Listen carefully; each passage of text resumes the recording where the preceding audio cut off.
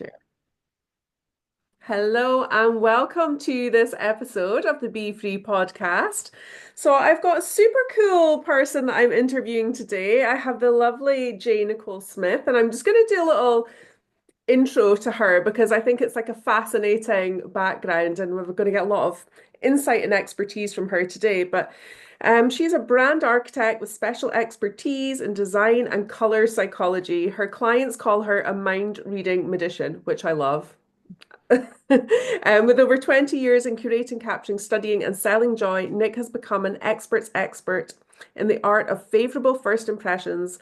Along the way, she's been honored with a bucket full of awards, including a 40 under 40, a European Design Award, and has helped high impact small businesses, celebrities, startups, billion-dollar market leaders, and everyone in between.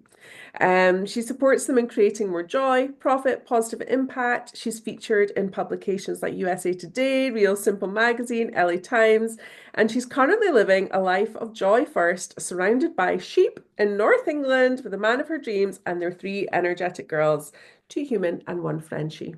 So I love that you have made it here and are living with sheep surrounding you, moving from moving from America, and now you're here. Welcome, welcome, welcome. Thank you. And thank you for that wonderful introduction. It's so lovely. I love it. So like obviously that's like your kind of little bio intro, but how would you kind of introduce who you are? Mm. It's funny because I feel like so many of us entrepreneurs, we're so multi-passionate, right? We struggle with Yeah. this language. And that's one of the things I actually help people with. But I find the sands are ever shifting. Right now, having in the last couple of years recently discovered my personal mission, which is to help co-create a joy first world. Mm, That's obviously language that popped up in that official bio a lot. On that human level, I would say I'm very, very committed right now to helping fill everyone I meet up with joy and positive impact and more color, both because it's a really important part of that one-to-one experience, but also because it's contagious. And so if you're doing it, everyone around you benefits, and then it becomes an upward spiral. And I feel like right now we really need some positive upward spirals of change. yeah. On a professional level, what I really specialize in are what I call joy makeovers, which is branding and rebranding is my jam. That's what I've been doing for 20 years. And what we've started to see happen is that our entrepreneurs and founders who have applied our methodology to their brands started applying it to their life. And it was really fascinating what started to happen. So we've started doing these sort of joy makeovers for life, which are really about intentionality and color and being able to step into that joy first decision making. Yeah. Oh my gosh, amazing. And I love that ripple effect. I think it's like, as an entrepreneur, it's almost impossible, isn't it, for to kind of separate these two Yeah, versions of self. But totally. you touched on that kind of joy first, and I know that this is like your mission. So what does that mean, and how did you arrive at this life philosophy? Mm. Well, I've been doing this for about 20 years, and I am one of those people who had the good fortune of kind of always knowing what I needed to be, what I wanted to do. And I got that same message that a lot of us get when we're young, which is that if you're creative, if you have these, creative gifts, that you can't go do that for a living because you don't want to starve, right? So that Yeah. starving artist trope. So because I was one of those little girls who really wanted to work with animals, I figured I'd probably have to be a vet. Yeah. And so I got a job at a vet when I was like, an internship at a vet, which became a job all the way through high school. And when I sat down and met with the vet when I was like a senior in high school, I had just discovered photography and I was taking pictures of all the animals in the clinic all the time. And I showed her some of the photos and she was really taken with them. And she was like, these are actually really good. You're not going to be able to do this in college. Yeah. And I was like, of course I will. And she's like, no, no. If you want to be a vet, it's like math and science. That's all your electives, it's all your core classes. And I was like, I don't even like math and science. So I was lucky to get steered back in the right direction really early on. And I decided I was going to be a photographer. And so the other sort of incredible serendipity that happened in my life that led me in the right direction was when I was in college. I did what every intelligent, broke college student does, and I adopted a Great Dane puppy. Okay. And so she Amazing. kind of became my whole life. And that is what led me to my early, early years in photography when I was when I was like 21, Hmm. having a strong niche. So I started out in pet photography, and because I was also a designer, I did a lot of graphic design. So I ended up working with a lot of brands straight away because I had these two complementary Hmm. skills. And working in an industry like that, you learn pretty quickly what joy looks like because the whole thing is based around relationships. So for me, that's where it really began. And I think any of us working in purpose, there's breadcrumbs of million points along the way, but that was where it started for me. Hmm. I love that. And I love that you're just like, yeah, like you mentioned for like that following those breadcrumbs there, that you've actually, it's almost like giving anyone who's listening permission, that actually you can be multi-passionate and you can do all these things that you love. Because I think so many people, as you say, get pigeonholed from leaving school and then going to university, and then they're stuck in this cycle where, I've got numerous clients over the years who are like, oh gosh, no, I can't leave my job now. Like it's Yeah, my yeah. career. Like I Yeah. can't switch now. But actually there's so many ways that I guess we can weave joy in, I guess, without, having to shift to another country, give up your job, like do all these things. So, yeah, when you're speaking about this joy first and you're just thinking about the average person and kind of transforming our lives, what ways could people maybe do that? Like what small shifts could people take to rather than having, as I say, to like change their job or where they live or overhaul their wardrobe completely in a oneer? Like what could they do? Yeah, I'm really glad you said that because I think we do, for so many of us, especially when the world feels dark, joy feels so aspirational. It feels sometimes really out of reach. And so I have a podcast called Joy First, and I'm writing a book called Joy First, where we will deep dive into exactly how to do this. But what it really comes down to in my world and my approach to this is a really simple sort of philosophy of finding, choosing, and sharing joy each day. And that is really self-fulfilling. It's really supportive of everyone around you. It's really good for your mental and physical health and longevity. So basically, everything you want to do and be and achieve in your life can really boil down to this really simple action of prioritizing joy. In particular, I think, and this does lead to the big, big stuff, but it doesn't have to be. It can be what you eat or where you park or how you spend your Tuesday. Hmm. Being able to choose joy especially over fear, is, Yeah. I think, really important. And on the small stuff, it's those little tiny anxieties, right? Like deciding you're not going to go for that hike in that place you want to go because you don't know if there's going to be any parking and letting that stop you.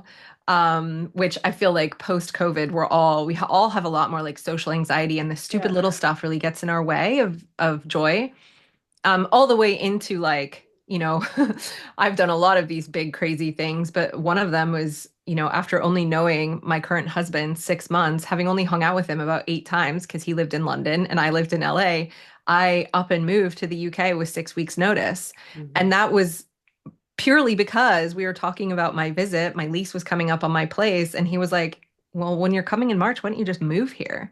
And I was like, I can't do that. And he was like, why not? And I was like, I actually don't have a good answer for Yeah. that. So, screw it. Let's go.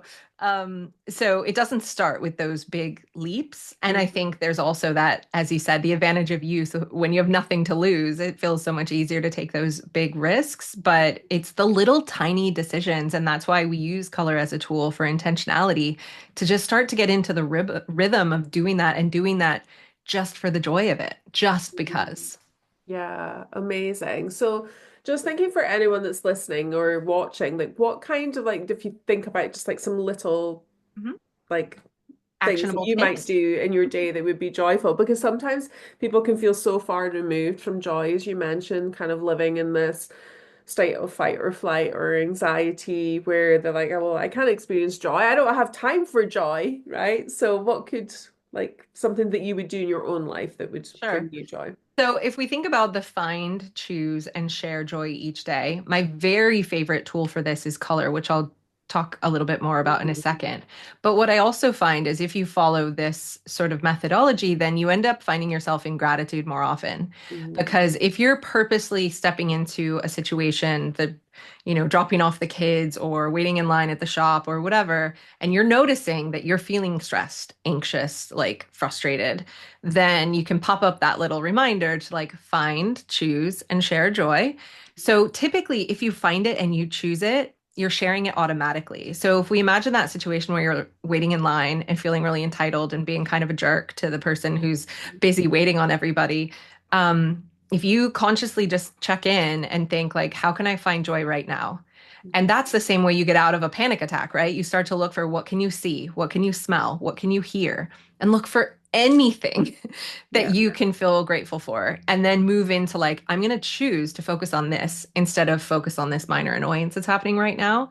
And Mhm. when you make that shift, obviously you feel better, but you also become a much better force for everyone around you. You're not the one creating all that energy that everybody's feeding off of. So that's a really simple example. And I think the color one is really interesting, which we can talk about as well. But it's Yeah. a little bit more complex. Yeah, yeah. Obviously, yeah, you're a color psychology expert and that, that's kind of your thing. So how does that kind of correlate with the aspects of joy and the psych I mean obviously I'm looking at your background. You've got this joyful little stack of color behind you and your lemon tree and I color coordinated my books in my like front library room and I like it brings me so much joy. I'm like love, love, love. Every time you see it, right? Yeah, yeah, yeah. So yeah, explain a bit about that for listeners or watchers.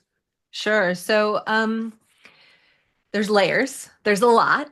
The first point that you mentioned is that it's a joy trigger, right? A visual color is a visual can be a visual joy trigger. And so if you think about walking into the room, anything that you can do to give you a positive trigger, instead of focusing on the mess or the dishes or the toys or whatever, it's like, oh, the fresh flowers in my favorite color. Yeah. Oh, those beautiful books. We were just in Namibia and we got these incredible hand woven placemats that are these circles, but it's a perfect rainbow in the circle. And what's really funny about it is I saw them, I knew I had to have them. And like, we don't even eat on them, they just sit on the table when we're not Yeah. using it. But what's been really interesting is my husband ever since we've got them, it's just been like, gosh, those are just so nice. They're just so Mhm. cheerful. Like it really impacts him quite a lot when he walks into the room and sees these little rainbows laying on the table. So I think those joy triggers are a big one. But when you get into intentionality and your own health and well-being, really looking at the colors that you wear and the layers there are around making intentional choices instead of being an autopilot, making intentional choices for how you want to feel instead of the mood Yeah. that you're in, and understanding enough about color to be able to do that in a way that's nurturing.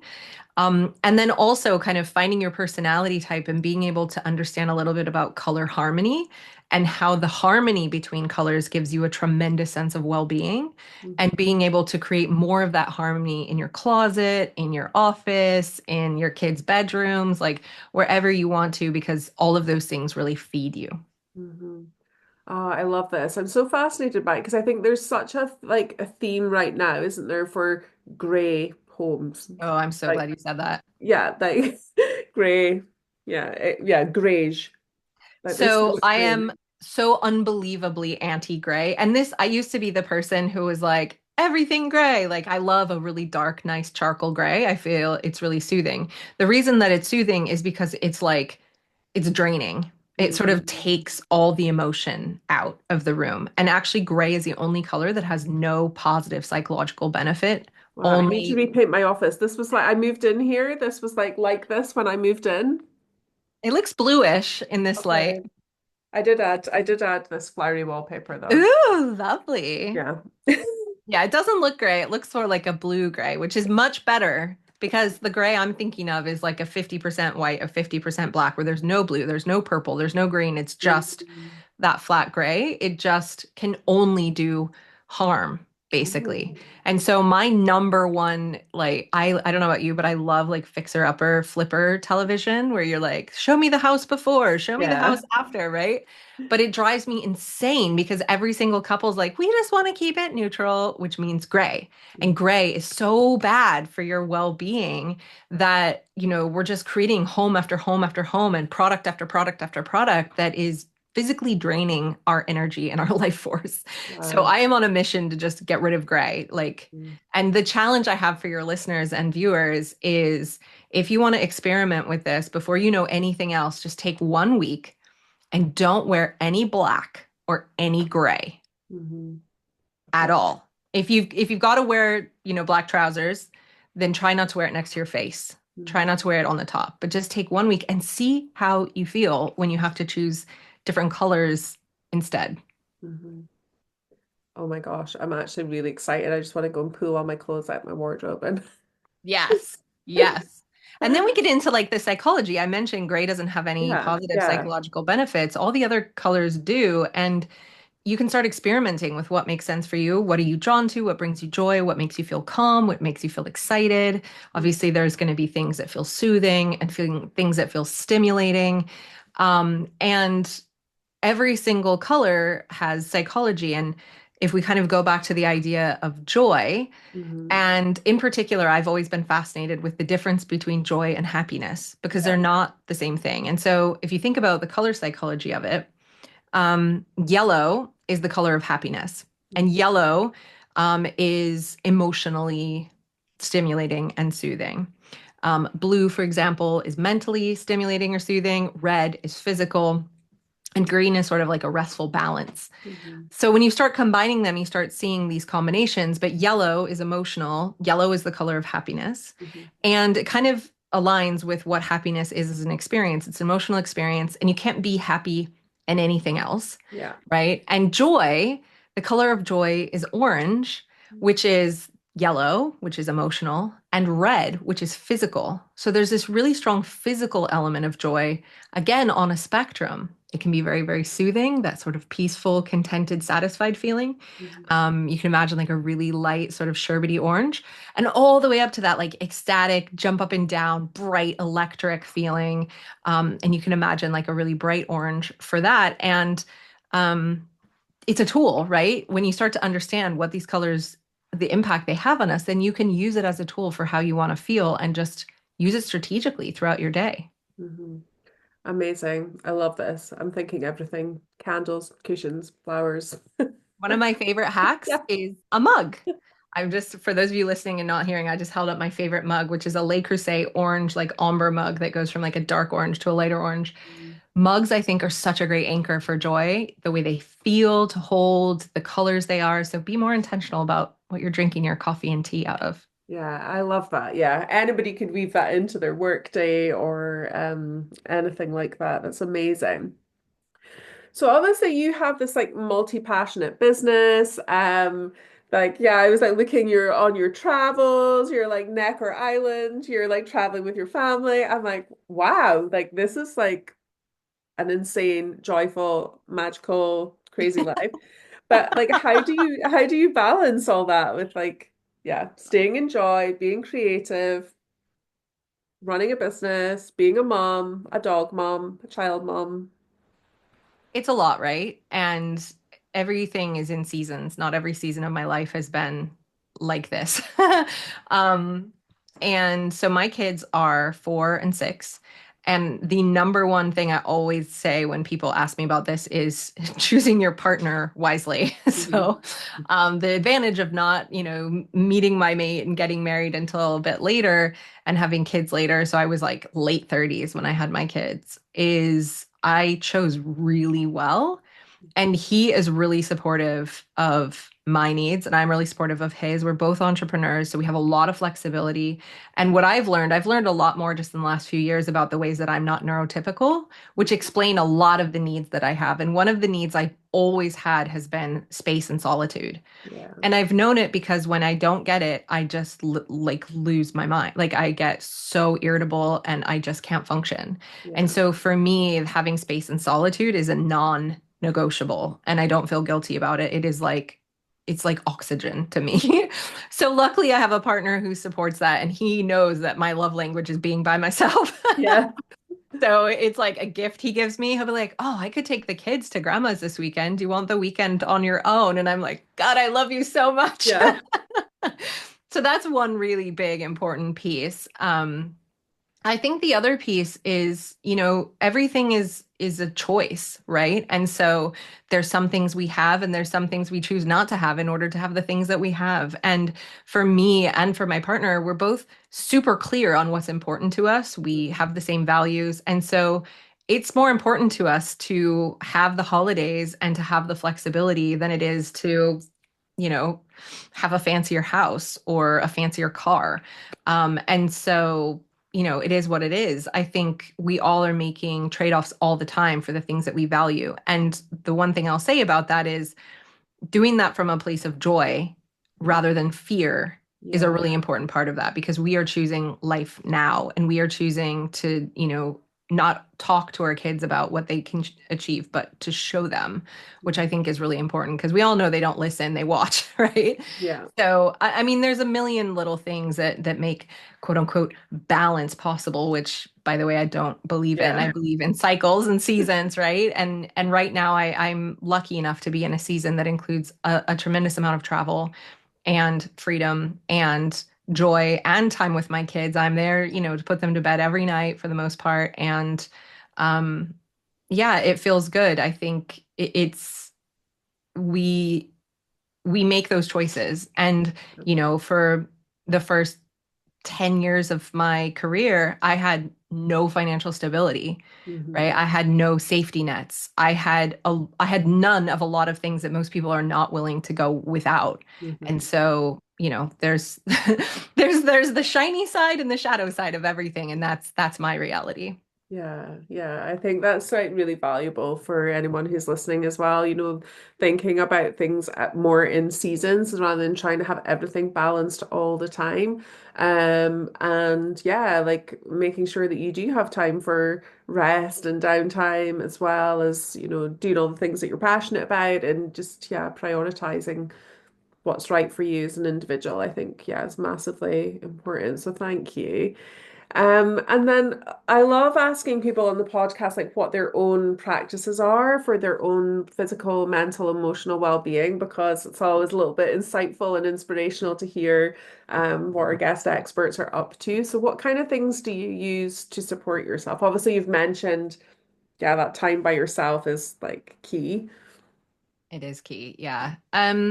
Color, obviously, as we've discussed in a lot of ways that we haven't discussed, but color is a real life hack for me. And I kind of put this into two categories. There's the stuff I love and I gravitate towards, and then there's the stuff I do because I know it makes me feel better. So I work out and I do weight training and I go to the gym, which I have never loved and I continue to not love, but I love how it makes me feel and I really notice the strain when I'm not doing it. So that's one of those tools. Nature is such a big one for me. I've noticed like when I walk the dog, if I can make sure I'm doing that like in the forest Yeah. or like on a beach rather than through my neighborhood, it has a much bigger impact on my well-being. And so I fight for that as often as I can, which isn't all the time, but it's really important. And that's a big reason we moved up here is so that that was easy to do. I have sheep like right outside my house. We have a forest just across the way. All the lambs are out right now. So when I walk my dog, it's like these little baby lambs running and Yeah. playing. I mean, it's just like, oh, it's so beautiful. And that brings so much joy. I think the other thing that, because my audience asked me about this a lot, as you can imagine, as we were talking about joy, I think really tuning into what you are craving and Mm. not withholding it. Because so often when you really listen in, it's not like sugar or fancy stuff that you want to buy. Like for me, that thing is often heat. It's often warmth. And so often hot water. So if I can, I jump in the shower, even if it's 2 in the afternoon and I've already done my makeup for the day. Like I Yeah. will, I love a sauna. I love even just a hot water bottle if I can't do those other things. And when I'm feeling really fancy, I will I'll schedule like a spa day when I need to do a really tough project that I don't want to do, like taxes. Yeah.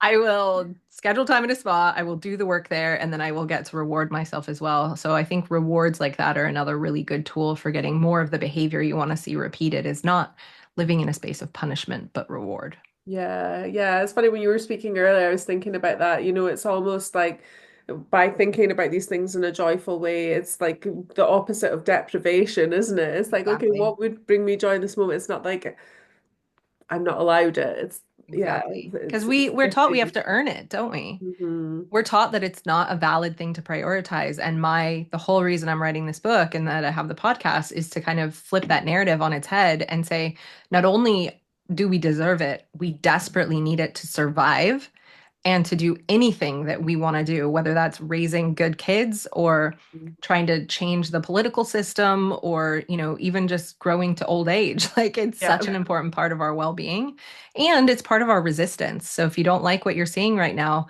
the best thing you can do is fill yourself up with joy so you can't be manipulated by fear. And that is like me being a marketing insider. Like I know firsthand in depth how we are sold. Everything is sold to us based on fear. The news sells us fear, like products sell us fear. Everything is not enoughness. And the Mhm. more filled up with joy you are, the less susceptible you are to those messages, and the more you can make conscious choices that are good for you, good for your family, because you're not being manipulated by all that nonsense. Yeah. Yeah.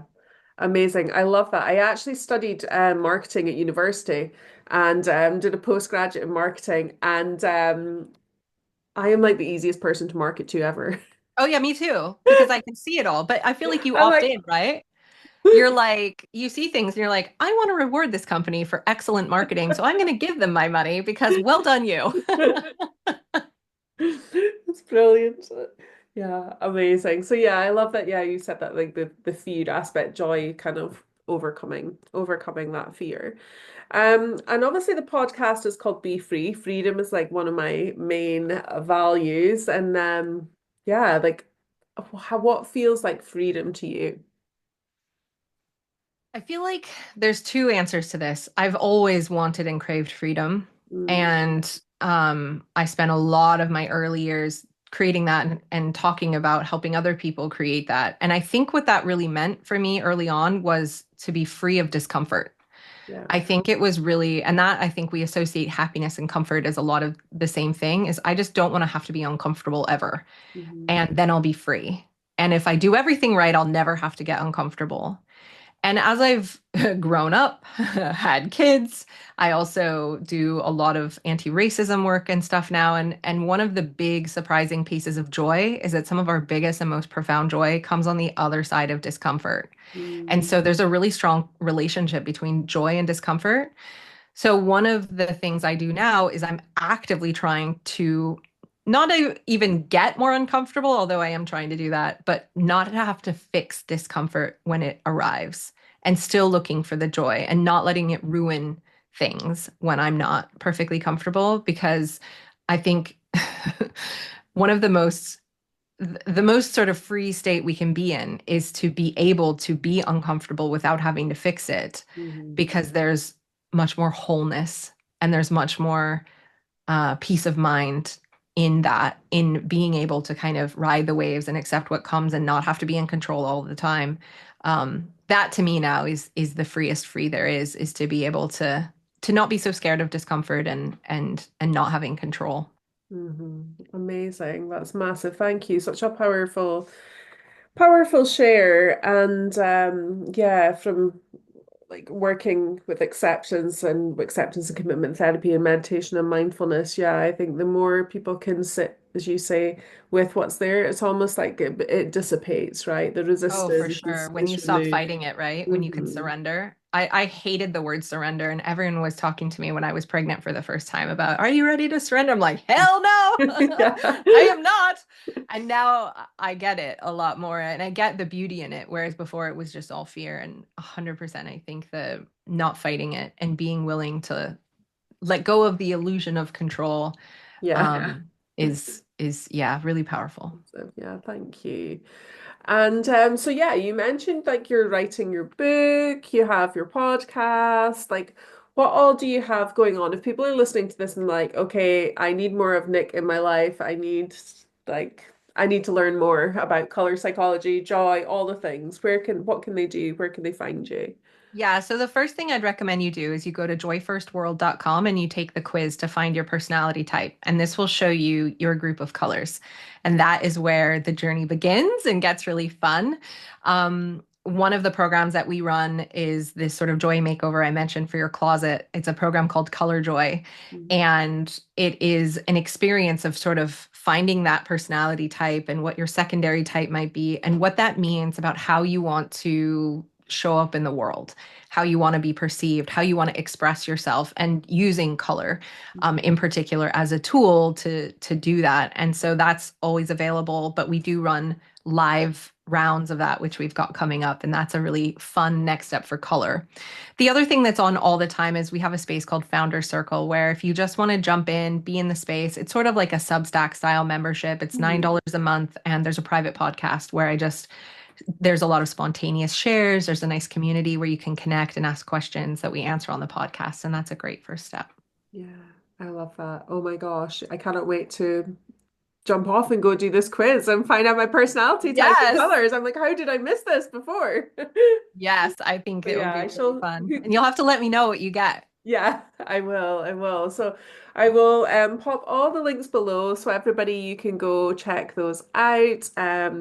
Connect with Nick, take the quiz, let us know how you're doing, and then obviously check in. What did you say your membership was called? The Joy First Founders Circle. The Joy First Founder Circle. Yeah, you can go and connect with that. That sounds absolutely incredible as well. So yeah, is there anything else you want to share before we jump off today? Mm. The thing that's coming up for me is that joy isn't and shouldn't be aspirational. Mhm. It is in you and around you all the time. So if that's something you've been struggling to know and feel and do and be, then this is your official permission slip to let joy be easy and for you to know deeply that you were born deserving it and nothing could ever change that. Oh, thank you. Thank you, thank you, thank you. Yeah, I love this. You're just giving permission to so many people to change their lives and yeah, embrace that. So thank you so much for being here today. It's been an absolute pleasure to connect with you. And I feel like I could probably talk to you for hours about a whole host of things that you've mentioned there. I'm like, Let's oh, deep dive into that one. yeah, totally. So yeah, thank you so much for being here. I will share everything with my community and all those good things. And I will look forward to maybe connecting with you in one of your programs or your membership. Sounds good. Right. Thank you so much for having me. Take care. Bye. Bye.